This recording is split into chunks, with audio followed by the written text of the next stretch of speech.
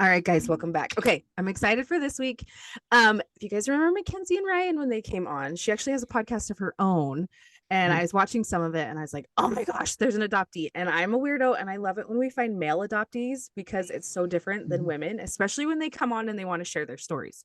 So I saw him, saw little bits and pieces of what his like where he was at in his journey. And I'm not going to share it because I want him to share. But his like story is really new to both me and to Delancey. So I'm excited for both of us to hear it all unfold. But we have Brennan on. And one side note, yes, I'm going to plug this in. He speaks Spanish and I just barely figured that out. And y'all know with my story, I'm like, Spanish. But anyway, I'm excited to hear from him. So I will go ahead and turn the time over to him. Okay, the floor is yours. Okay, awesome. So I don't know how far you want me to go back. I guess I can just go back to the beginning. So I'm Brennan.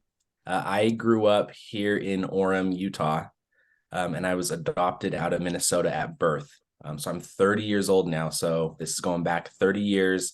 I was adopted. I grew up always knowing that I was adopted. It was never something that was taboo or weird. My parents were super open about it.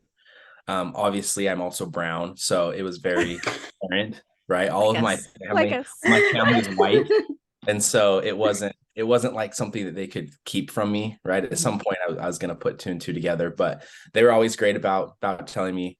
And so yeah, I grew up in Orem and never really knew much about my biological parents, more than just a name, where they were from, and essentially the family that I was with really wanted me, right?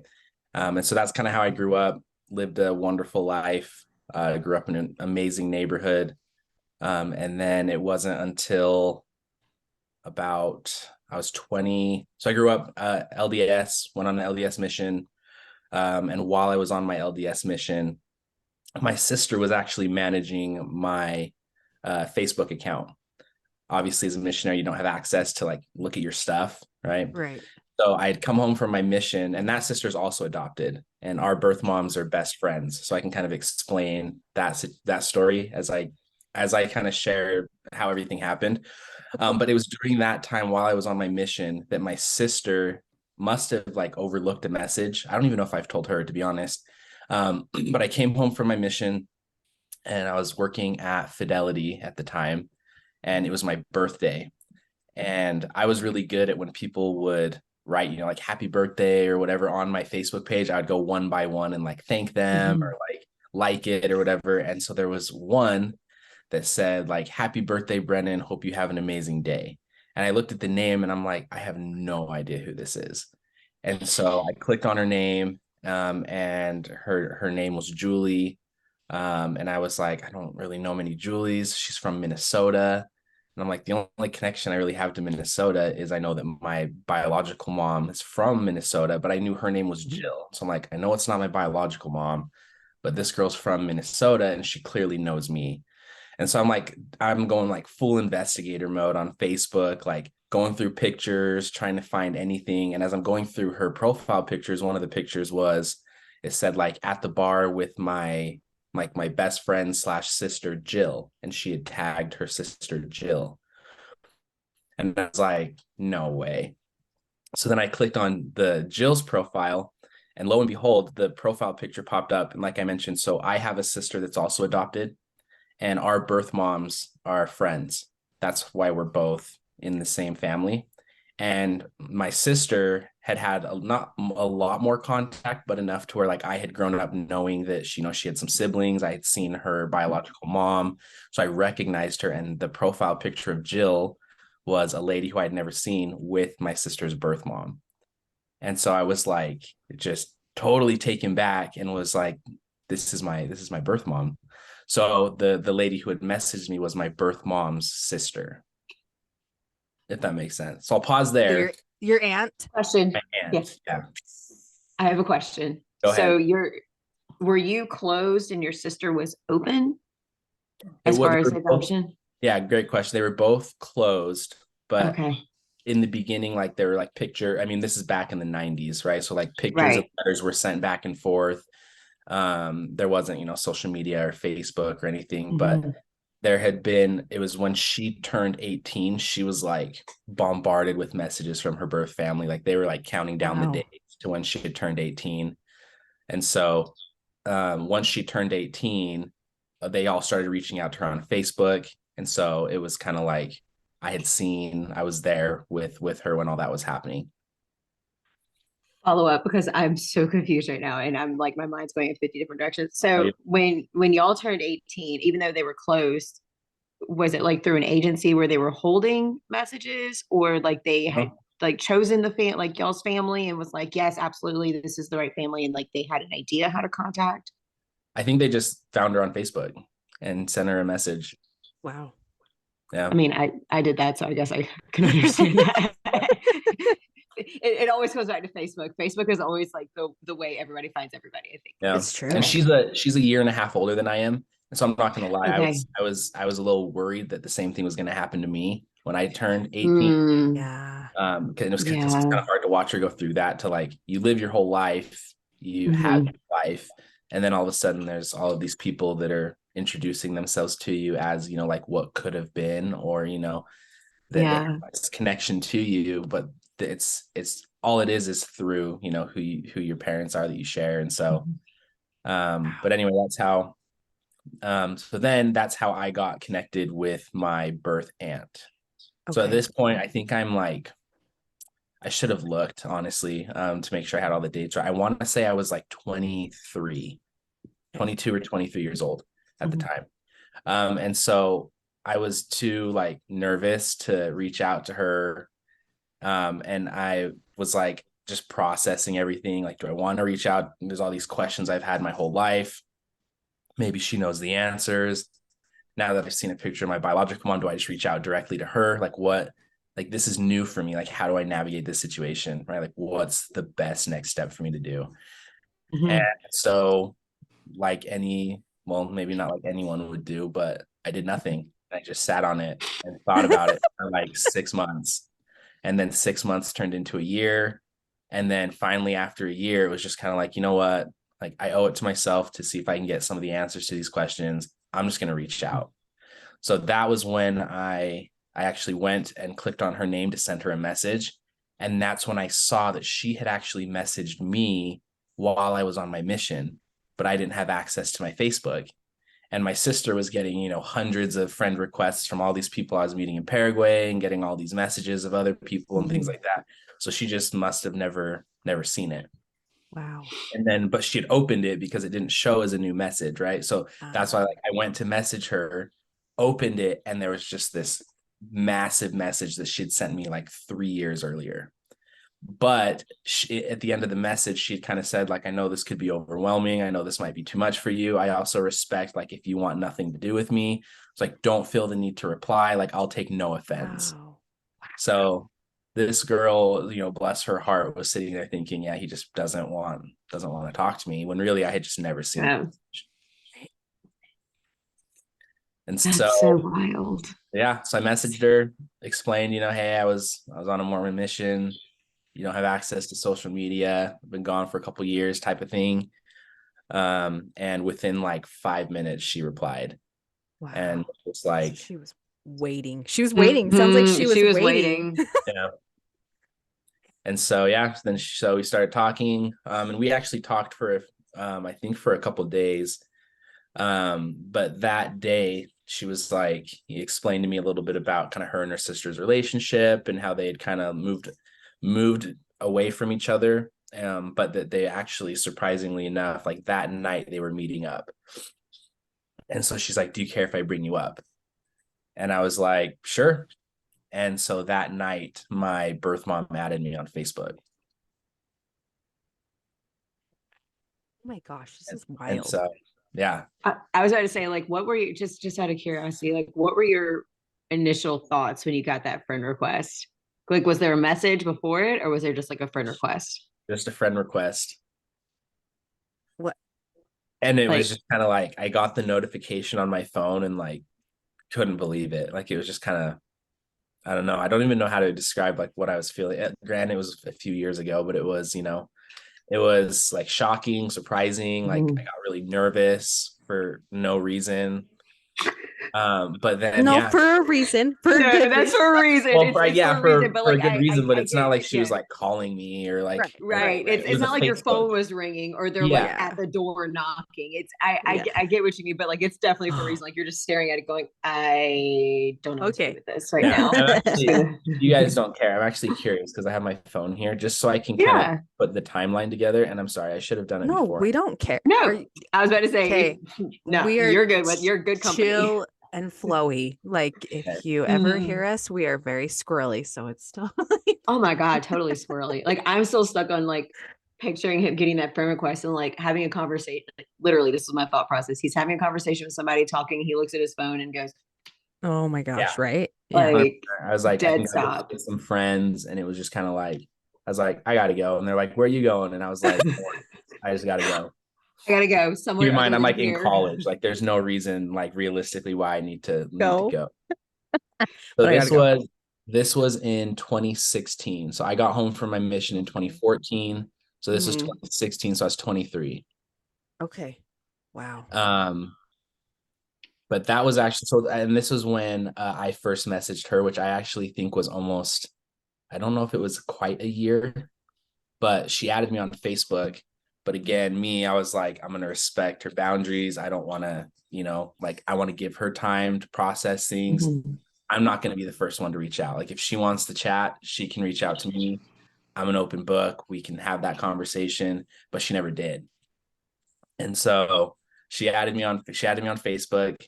And then I got, a bunch of notifications of all these pictures that she had liked, probably going through, a timeline of, my life, and then just nothing.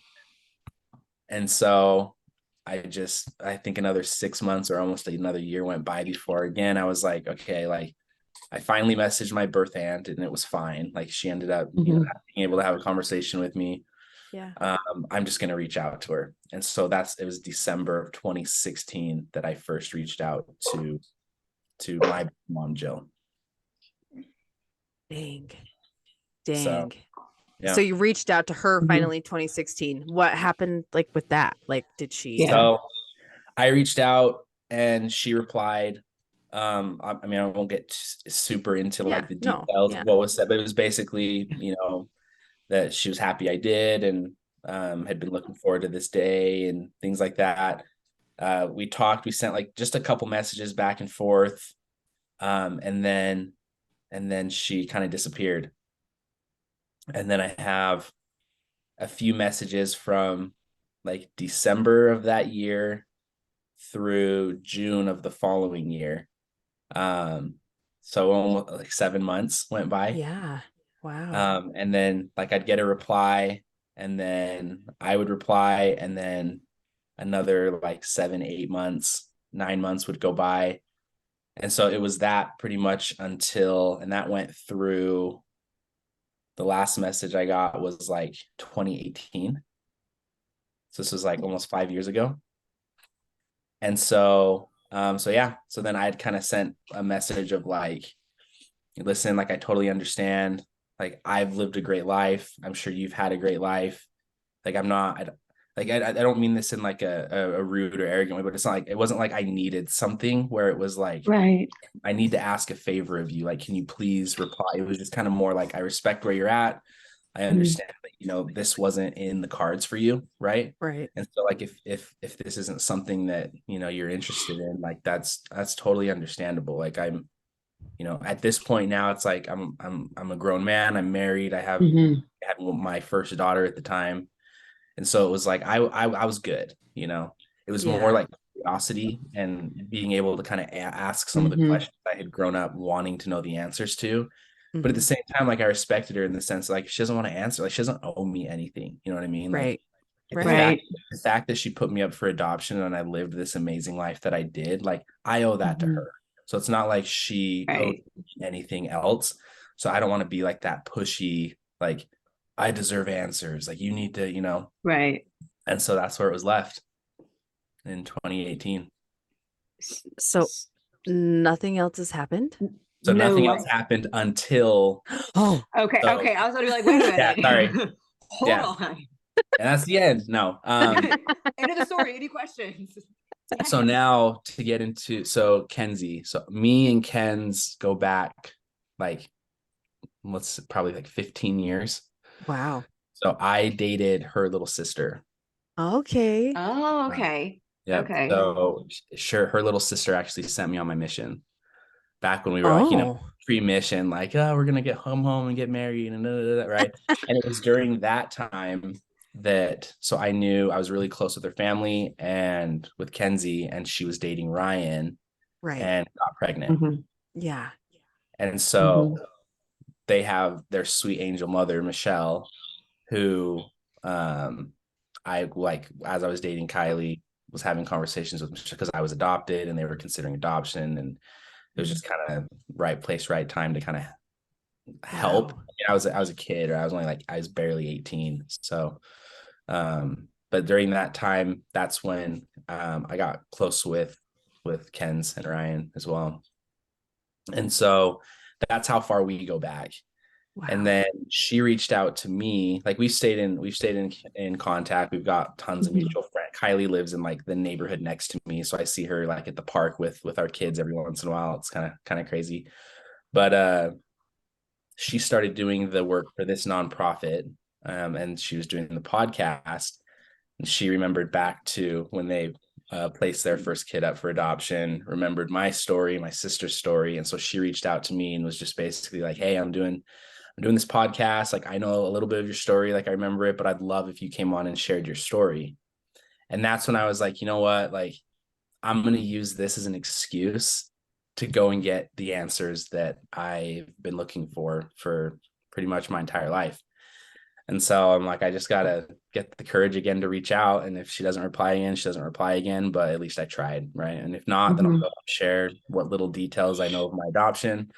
And so that's what I did. I reached back out to my biological aunt, the one who had originally reached out, and just basically said, hey, like, haven't been able to, it's been years, haven't been able to get a hold of Jill. Like, is she doing all right? Like, does she have a new phone number?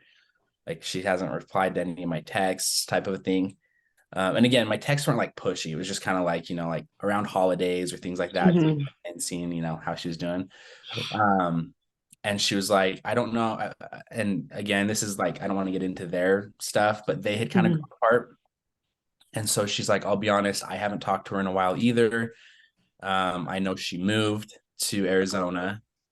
And I can ask my dad if he has like her like a good phone number for her. So she sent me the new phone number and was like, this is the last number that he had for her. And so I just texted that phone number and was like, hey, is this Jill? Like, keeping it super vague because I didn't want her to know it was me and have an excuse not to reply. And so I'm like, hey, is this Jill? And she replied and she's like, yeah, who's this? And I told her, and for some reason she was like super like talkative and ready to so we went like days of talking, and she was like way more open.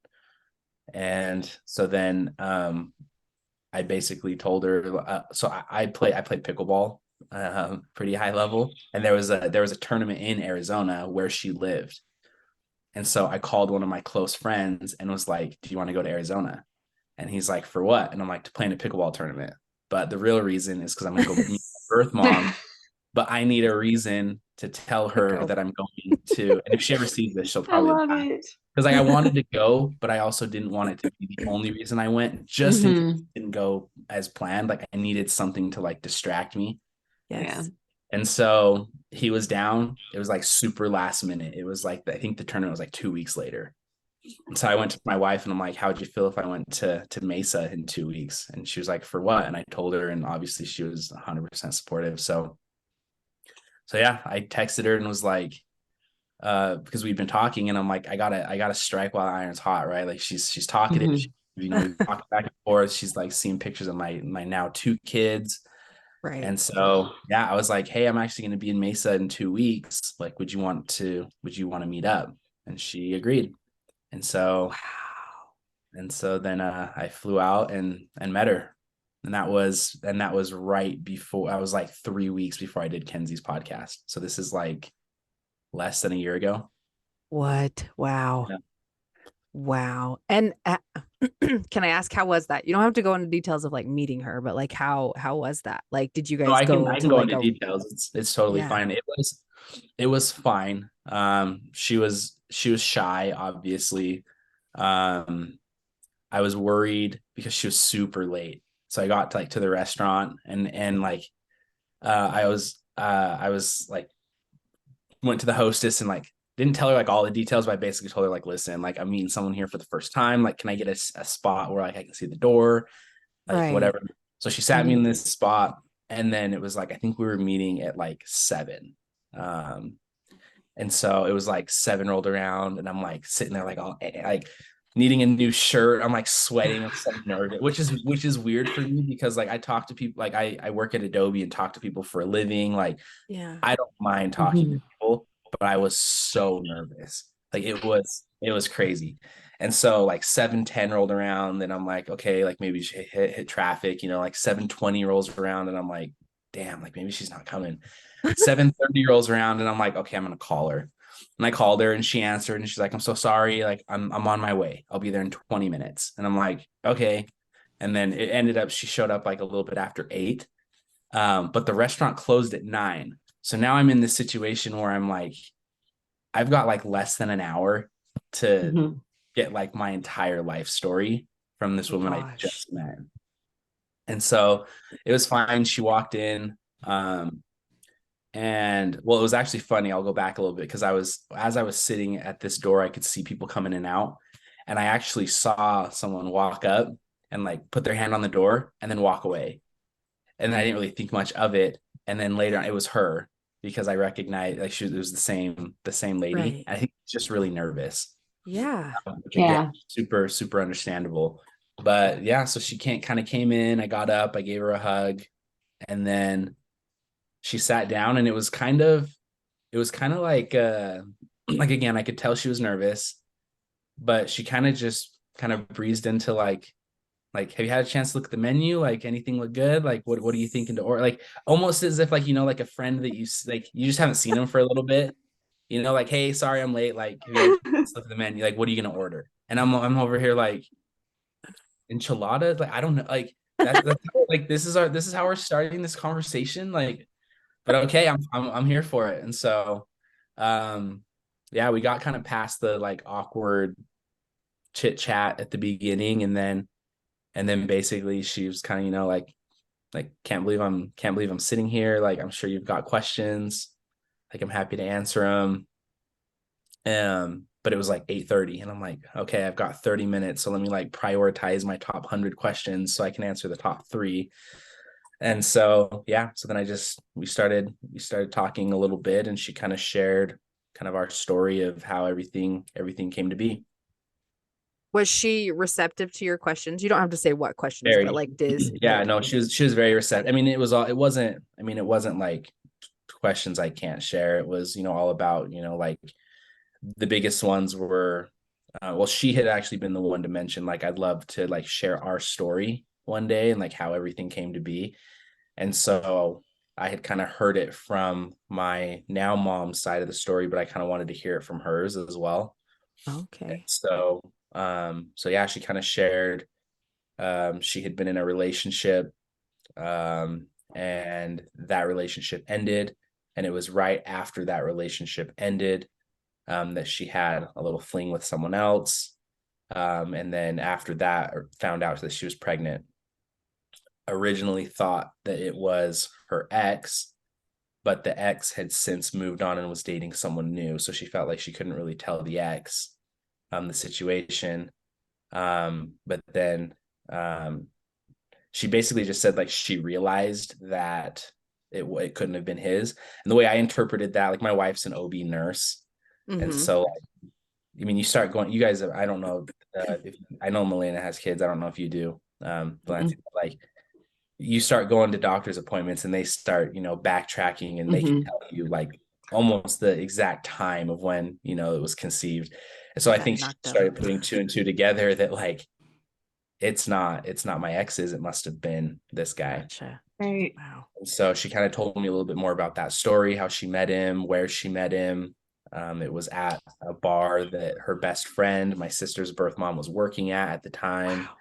And so, yeah, it was just, a rough breakup. And then that happened. And then the biggest follow-up question, obviously, for me was, well, who is he? And she couldn't remember his name. She remembers him, but I mean, and in her defense, like I'm asking her to go back 30 years. Right. Like Right. I have an awful memory myself. And so I'm like, I can't even think back like a few years and to say, who was this guy you dated for a couple weeks 31 years ago. Right. And so she basically kind of confirmed what I already suspected, which was that he never knew, still doesn't know that she ever got pregnant. Wow. And so he never really saw him again. Nothing ever really came of that relationship. And so yeah, I don't know who he is. He's out there somewhere, maybe.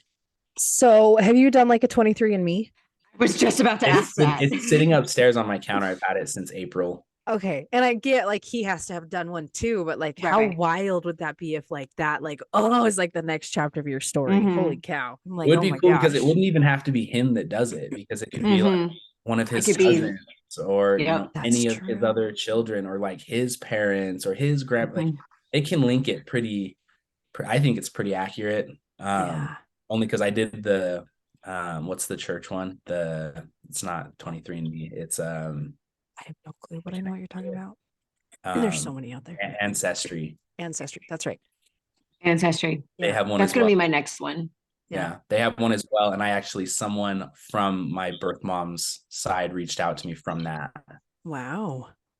Because he was like, I'm trying to understand how you're like in our family tree, because it's not. Who are you? Not making sense. And so we talked for a little bit and kind of put 2 and 2 together. Was that before or after you were able to connect with your that was mom before, and your before I had connected with my birth, but like that was before I went to Mesa to actually meet her. Okay. Dang it, I forgot what I was gonna ask you. Sorry. No, don't be. It'll come back to me. I was gonna say it just popped in my head, because like I know with my 23andMe, I've had messages, like I've gotten messages from people that are like, we don't understand how you fit at all. Like, where did you come from? And I'm like, well, surprise, if you read my bio, I'm adopted, and I don't know. So like I understand with the messages of people being like, how do you fit? I'm trying to figure that out too, sir. So right. Can I ask? Oh, that's my question. What nationality are you? Can I ask that? I'm half Black. Okay. So is she Black, or is bio dad Black? No, she's white. She's Caucasian. Okay. So bio dad is Black. Okay. Yep. And it wasn't even her that told me that. It was her sister that told me that, because her sister remembers him. But again, do you remember a guy your sibling went on a date with 31 years ago that he came to your house one time, Right. So but she just said she didn't remember his name. She thought that they possibly could have worked together, and that they dated for a little bit, and that he was Black. That's basically all that she remembered. Gotcha. That's so crazy. It's so crazy with birth dads, man. Like I feel like a lot of them are a mystery. But I didn't know. I didn't even know that though until, again, when I was 25 or 24 years old, when I was talking to the birth sister. It's like my whole life I grew up brown, had no idea what I was. Everyone, speculated what it could possibly be. And then like I played a lot of sports, and like here in Utah in football, there's like a lot of Polynesians, and like I was like, maybe I'm Polynesian. Like I see that. I love Polynesians, like their culture and the people and the family and everything. So I'm like, maybe I'm Poly. I'll just say I'm Poly. Just roll Take it on. And then once like I studied Spanish, I went to Argentina and Paraguay, and then came back and got my minor in it. And so like, because I speak Spanish, a lot of people think I'm Latino, and then I found out I'm Black. So yeah, I'll be honest. I thought you were Hispanic. I was like, and when you said you speak Spanish, I was like, finally, Yeah. there's going to be a Hispanic on this podcast that speaks Spanish. Yeah. Like Love it. I get people, I get old ladies that stop me in the grocery store at least once or twice a month asking for help or questions and just In assume. Spanish. And yeah, Mhm. I'm Hispanic. That's me like every day at work, and I'm always like, All the no, but that time. white person over there, that white person. The white person over there can help you. Right. But now that I- I know that you're Colombian, you totally look Colombian. Well, yay, thank you. I'm almost curious what your 23andMe is going to say with the breakdown. Yeah. You'll have to share that. Because Seriously, the I want to know ancestry when you one do was it. the ancestry one was pretty much a 50-50 split of Was it? African countries and like Mhm. Eastern Europe, Oh, okay. Oh, okay. which Very makes sense, cool. right? If I'm half black, half white. Mhm. So Right. That's crazy. but yeah, I will use this pod. I will do it by next week, and then Yes. I'll get you guys back the results. Yes. No, that'll be good. That'll be really good.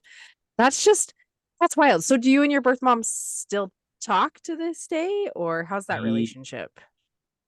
I basically asked her when I was there, like what do you want from this, right? Like Mhm. because again, I want to be respectful to what you want. Like, do you want to be a part? Like I'll fly you out to stay at my house. Like if you want to come meet my kids, if you want Aw. like whatever you want. And she told me at the time, like, yeah, like I'd love to, like I'd sent some pictures of the kids. And I don't know if you follow me, Delancey, on Instagram or anything, but I have the two cutest kids on the face of the planet. That's So saying They not yet, are. but I'm about to. I've got an amazing wife, two beautiful kids, and so I've kept her kind of up to speed on things, preschool and holidays and birthdays, things like that. But unfortunately, she hasn't replied since I went out and visited her. So I'm open to it. I'm open to the relationship, having a relationship with her. Right. Again, it's two-sided, right? I don't want to Right. force, I don't 100%. want to force anything on her, and I have to respect that if she doesn't, then that's totally fine, and I have to be okay with that. So do you have contact with the aunt still? Your aunt, her sister? Every once in a while, Yeah. she'll kind of check in, see how things are going, or she'll comment on something on Facebook or something like that. Wow. And I'll get an occasional like from her, like from my birth mom. So like I know she sees stuff, and so She watches. maybe that's enough for her. Mhm. Maybe just knowing that that I'm good Yeah. or I'm happy, healthy, Yeah. kids are good, like that could be all she needs or wants, and that's okay. Yeah. Like, Did she? I'm so sorry. Go. no, I cut you off last no, time. You forgot. Go. You go first. no, because I don't want to make you forget. I was just gonna say, do you kind of think, because this is just what I kind of perceive from my birth mom, and so I can't speak for all birth moms, but it's just like my birth mom had like boundaries with me per se when I was there, and like you could tell there were times like guilt, like I could see kind of how you told me before, like I left. So do you think that's why she pulled herself away, because of kind of like the what ifs, and it's like I can't Yeah, deal with 100%. this right And I now? think she'd be okay with me sharing this part. And again, I don't even know if she'd ever see this, so it's probably fine. But she'd kind of shared the reasoning behind, like she never felt like she wanted to be a mother, and a lot of that came from the relationship that she had had with her mom. And Gotcha. so Got it. not that it was, her mom was an amazing lady, everything like that. She told me Right. that, but there was certain aspects of kind of their relationship that made their relationship hard, to where she really questioned whether or not she would ever want to be a mom. Mhm. And then she sadly lost her father. And after her dad died, she kind of mentioned that, understandably, right? Like her mom like kind of changed a little bit after losing her husband, and that kind of again kind of impacted the relationship that they had, to Mm. where once she found out that she was pregnant, she basically said, like, I could see myself becoming more and more like, as I got older, like I was more and more like my mom. And Mhm. so like it was hard for me to envision like putting you in a situation that I was in when there were other alternatives. Oh my And so gosh. I didn't ask her, obviously, but I had been told growing up that like abortion was on the table originally, because my mom now was actually, and this is now we're jumping back to the beginning. I'm kind of all over the place, but because my mom now was working as a paralegal for a law firm that specialized in adoptions. So it's not like my mom was like looking to adopt another kid. She had actually found a family here in Salt Lake that was supposed to adopt. And the reason that she went through my mom was because when my mom adopted my sister, at that time, she was looking to adopt. So she adopted my sister, and then,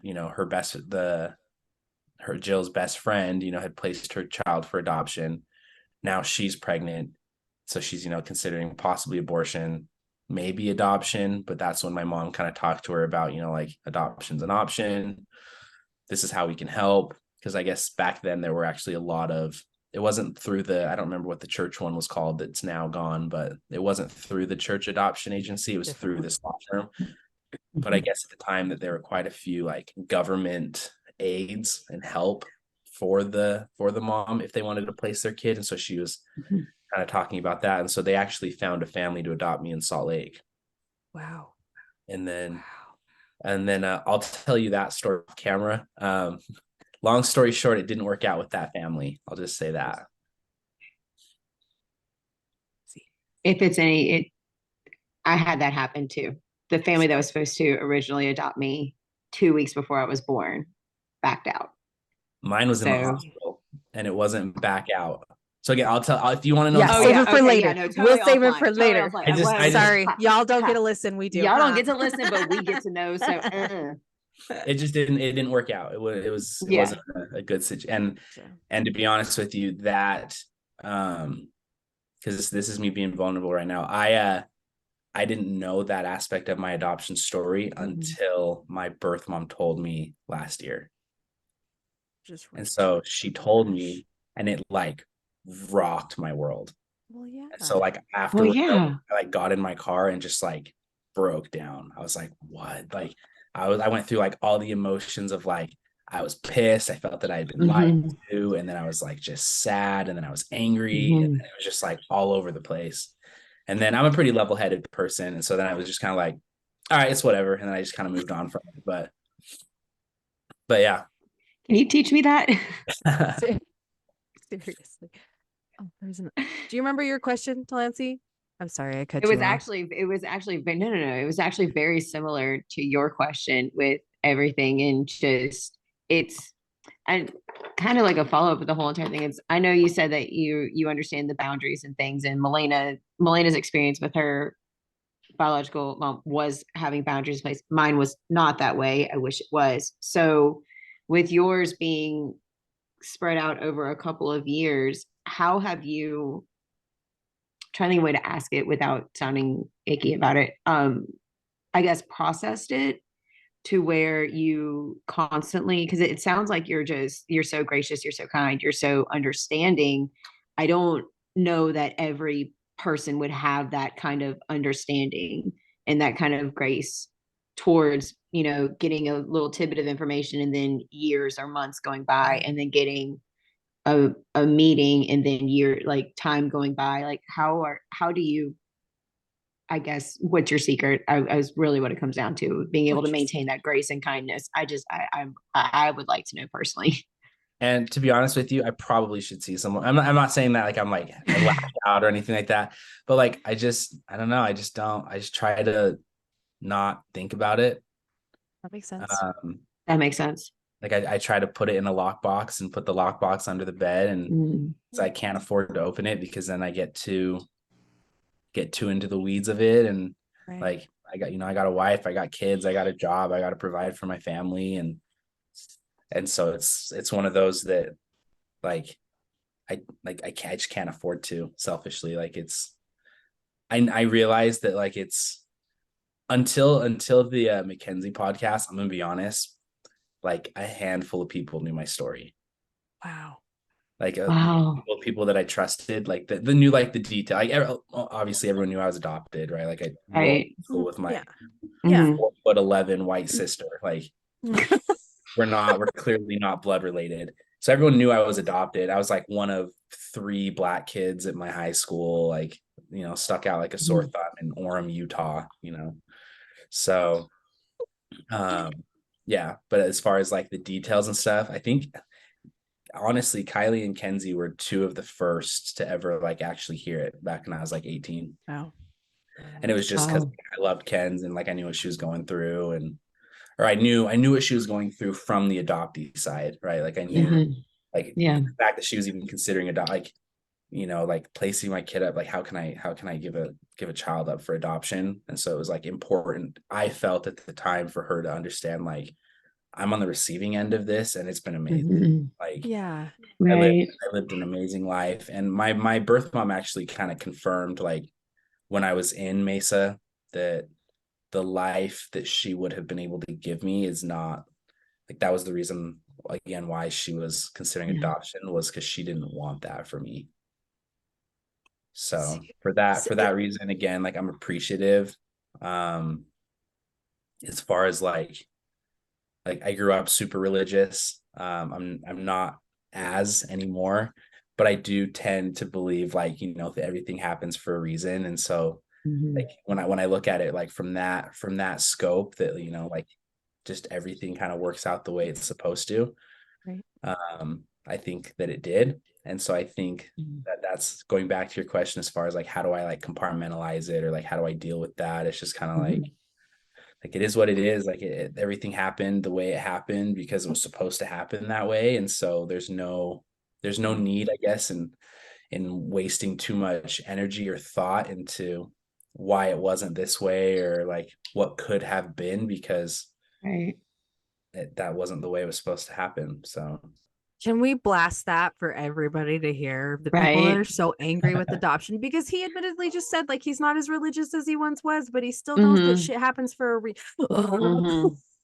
Well, as he was saying it, I was sitting here thinking to myself, like, oh my gosh, I wish the people who keep saying that, those of us who think that adoption is a beautiful, amazing thing, that it's toxic positivity, like, can you all sit down and listen to him speak really quick? Because seriously, no. And like my perception of your birth mom, which could be totally like out, but like I feel like it's kind of like with my birth mom, and I don't know if Delancey like feels this with her birth mom, but like she just wanted a better life for you. And that's what my birth mom confirmed for me when I went down there. And she's like, I am so grateful with the people that you ended up with, because my parents, I had a mom and a dad, and I was be able to have, a belief in God. And I feel like I'm like you, is like, grew up. Oh my gosh, what is my internet doing? Is it going really slow? Am I better now? That was weird. No, but you are rave dancing very well. But like, same kind of thing, very religious. And now that I'm older and, kind of my own, like I'm still in the religion, but it's definitely not what I was like growing up, like at all. But like, she just was very grateful that I was where I'm at. And I kind of feel like your birth mom is there, but she's also got a lot of demons that she's trying to fight, because it sounds like from her parents, like it's just a lot. That's why she pulls herself away a lot. But like I said, I don't know her very well. It's just kind of what I'm perceiving from her, like from what you said. And I could definitely see that. You asked a question earlier and I got sidetracked. I'm sorry, but you were asking about like if she, if I felt that she felt any, any type of way, like guilt or embarrassment or things like that. And there was one part during kind of the conversation where she did kind of break down, like talking about the life that I had. And so I think that definitely is like kind of part of it. That like, let's just call it what it is. Like I've beaten a lot of the odds when you look at like, I'm a half Black kid in America, that, I work at an amazing company. I'm married with 2 kids. Like I'm not into drugs. I'm not in and out of jail. Like I've lived an awesome life. Yes, I was raised, in a rich suburban area by 2 white parents, but like, and that probably played a role in that. But like I've beaten the odds in a lot of ways. And so I think for her, it's like seeing, I'm sitting in front of, what could have been. And, I have a well-spoken, semi-educated, I didn't finish school, so I can't say educated, but I'd like to think that I'm okay smart, but like with a career and 2 beautiful kids and like living life. And it's an amazing, beautiful life And I think in Yeah. some ways for her, that's hard to see. Yeah. Yeah. Not that for me because it is what she wanted for me, but at the same Right. time, it was a closed adoption. We never Yeah. talked. And so when I Mhm. did start talking to her, like there's a good chance that she could have just lived her life with wondering or assuming what it could have been, but then Mhm. actually realizing and seeing like what it actually was, like that would be tough. Yeah. Yeah. And also, can I just say, you're badass for doing it alone. There is no Mhm. way in hell I could go meet There I mean, was granted, I get I had to go to a absolutely different not. country, but still, like when you're like, it was just me and her, I'm like, holy shit, there's no Yeah. way I could have done that. No, I was gonna say you I went to a talked to different my wife country. about it. I didn't. I still took someone with me. Good. I was not. No. No. I'm not great.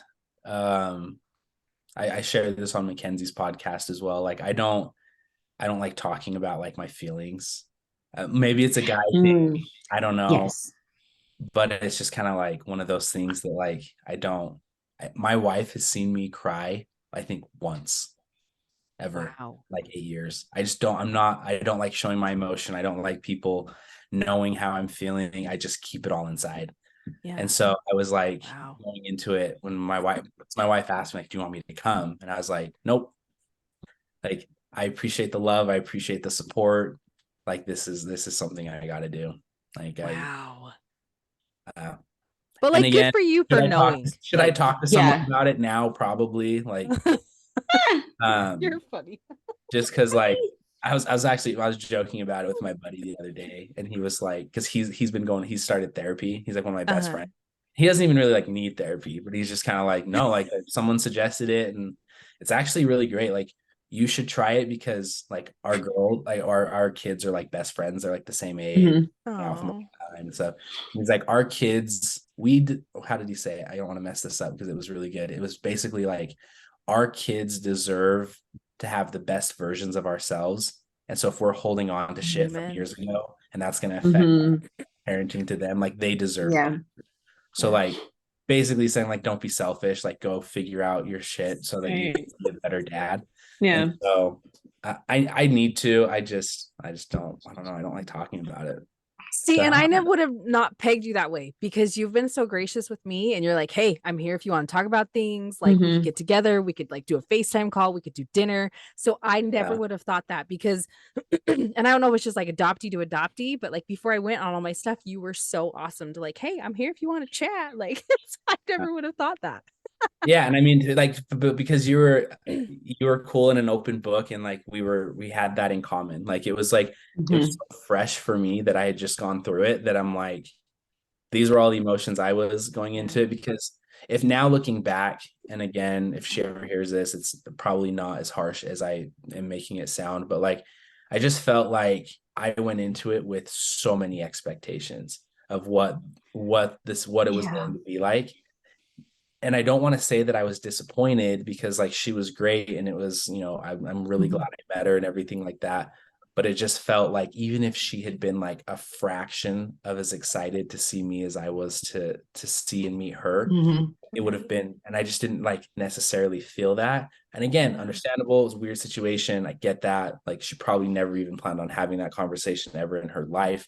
And Right. so, but I feel like I set myself up for failure from the beginning Mhm. because I put all of these like expectations of like what was going to happen or what I expected Mhm. to come from the conversations. And I was going to get all these answers and this and that and da, da, da, and then I didn't get any of that. And so then I like hopped on a plane back home, like, why the hell did I even do that? Like now I have to deal with the answers that I did get that weren't the answers that I Mhm. wanted. And Yeah. Exactly. but yeah. Yeah. No. I was gonna say, but the positive side is though that kind of opened the door and creates more of a comfort level for you to be more receptive whenever you do find out other answers down the line. Because it's like I told Milena, your adventure for that part of your journey is just now beginning. Yeah. No, Like it's true. And it's I a think crazy adventure. it is. And I mean it's cool because like it makes up who I am. And I Mhm. also think that like I also think the reason I, talked to Milena about it or I talked to Kenzie about it, because again, Mhm. it was like something we shared. Like it was Mhm. it was like something we had in common. And so I almost feel like some sort of like we're part of this pact, like True, we though. gotta protect It each is other, we true. gotta look out for each other, because there's not a lot of people that are in our situation.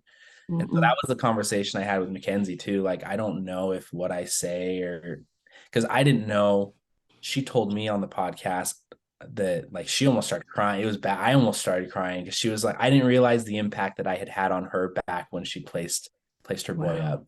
Yeah. For me, it was just like a friend being a friend and kind of sharing my perspective. And Right. so once she kind of told me that, it kind of hit that like maybe I can help a couple people, or maybe I Yeah. can help or influence a decision, whether that's hey, Mm-hmm. I'm thinking about placing my kid, and now I've seen like good can come from it, or someone that Mm-hmm. is adopted and they're like, I want to reach out to my birth family but don't know if I should. Mm-hmm. And for me, it's like, if I can help in any of that process with any, Mm-hmm. even if it's just a couple people, then like I might as well share my story, or talk to people about it, because I've kind of been through it. And every situation's different, but I think that there's a lot of similarities. Yeah, no. And when I reached out to Mackenzie, that's like the first thing she said. She's like, "Oh my gosh, I want you to talk to him," because she's like, with the person that you are, she's like, maybe you can get him to open up more. And I'm like, whoa, I just wanted to see. I was so nervous. I was so We just want nervous him to when I come did on. hers. I'm gonna be honest. I was super nervous. It was so fresh, and I didn't know what I could and couldn't share, and I didn't know what I wanted and wanted, because I hadn't told my parents now that I was doing it. Oh, That's another story I can share off camera that had a little bit of backlash, but yeah. yeah, we want to hear. I can probably So relate to that. I was about to say, I always just a little going on with that, and then what Melena shared on the episode that just dropped. That was Wednesday, right? Yes. Anyway, that was by the time y'all are listening to this now, that was several episodes ago. But I always find it interesting when there is backlash, and I guess because it's like from my parents, they've always been like, this is super important for you, but whenever you're ready, but this is super important for you, we've got your back, whatever you decide.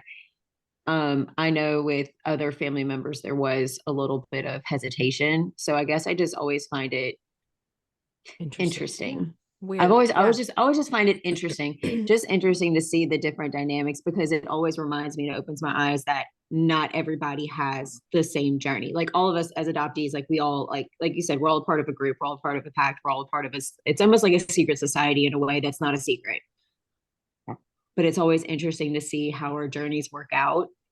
And Brennan, I honestly hope you keep sharing your story, because your story will help people. Even if it's in casual conversation, podcast, Instagram, however, you will help people. Like just help people to feel more comfortable talking about it. Amen. yeah. But I still find it interesting. And maybe Yes. maybe backlash isn't the best. There were, I don't even know what the word not even consequences, because that sounds bad as well. But it's just like, to your point though, like we all have a different role in this story. Mm-hmm. I think that like our birth parents, same thing, right? Yeah. Right. Yeah. They're just as Yes. much as part of our story as we are, or as our biological family is. And so I Mm-hmm. think that for them, like we're all entitled to our own feelings. We're all entitled to our Mm-hmm. opinions. Absolutely.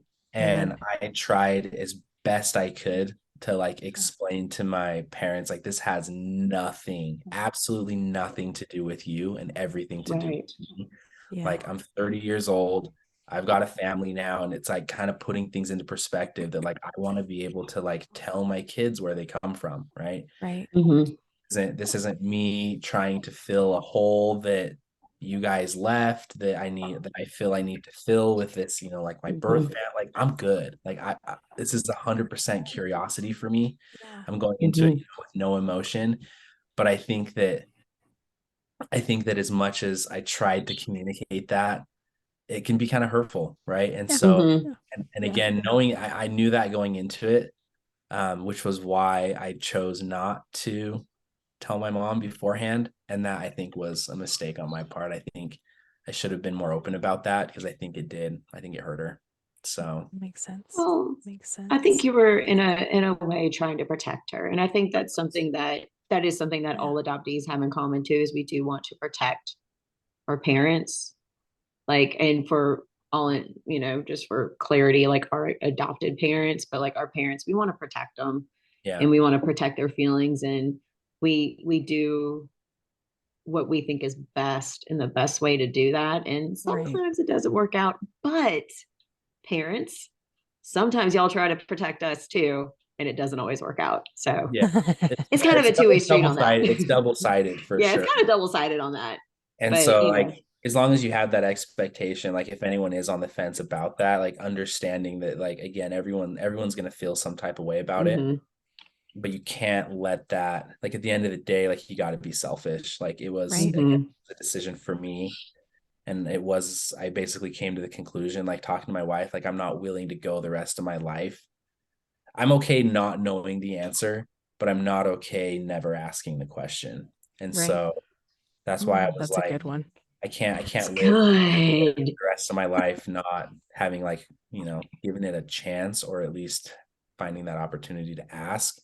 Because at least now I know, right? And it's not like I even know. I know a few things different than, what I grew up knowing, but like the big stuff, like I didn't know who my birth dad was, still don't know who my birth dad is. Like there was no change there, but at least now it's not like the unknown. At least now it's like confirmed that, like, I don't know, she doesn't know. So like now I can move on knowing that, like, the only two people that possibly could have known don't. So move on. Like, it's not wasting, more energy on when you know the answer now. Yes. So no, I love that.